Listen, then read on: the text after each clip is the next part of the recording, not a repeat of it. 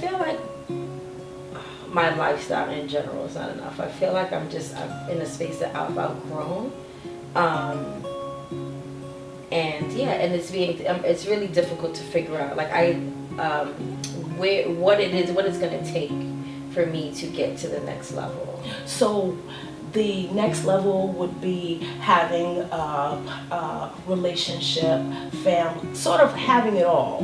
Yes. Not even sort of, let's just say having it all. Having it all. Okay, and so the perception that you have about yourself, has you where you are now. Yes, and I'm saying that because the outcomes of our lives are a direct result of how our thoughts about it. Yes. About who we are and what we do. Yes, and it's showing up. That's showing up, and showing up with, a significant weight gain in the last year. I noticed that, like, I'm an emotional eater, and I'm not really. And so I'm noticing things are coming up. Trying to fill the space.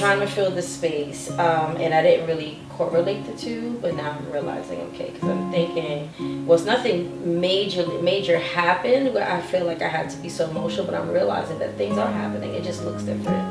And the way you perceive the way I perceive them. And so the lens that you perceive them through is from a place that has expired. It has expired. It's for some time now too.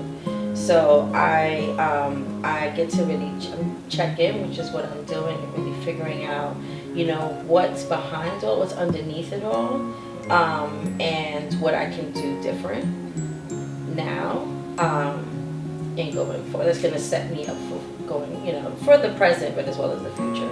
So what is underneath it all? Let's just get to it. Let's get to what's underneath it all. What would have you compromise yourself and your worth? I'm not quite sure how to answer that. What would have me compromise myself and my worth? I believe really just taking things head on, and making the connection between what I know in my head and what I feel.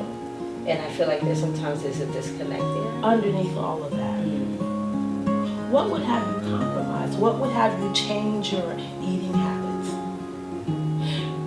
Because that's instant gratification. And we all know that, right? It's one thing. We all know that. However, the actuality of it, it has real impact. And then we have to adjust, recover from that, and adjust and start from ground zero, right? What is missing? What expectation was not met that created that feeling for you, that experience for you? I think several things happen, and as you're saying, what's coming to me is self-forgiveness. So I feel like time is catching up, time is just running, and I am not where I maybe wanted to be or wish that I could have been at this place. So then that implies living in comparison. Yes. And so it is definitely the thief of joy. And your journey is your journey. However, because we look to achieve a certain status in relation to the rest of the world, it's almost, inevitable that we get to comparison.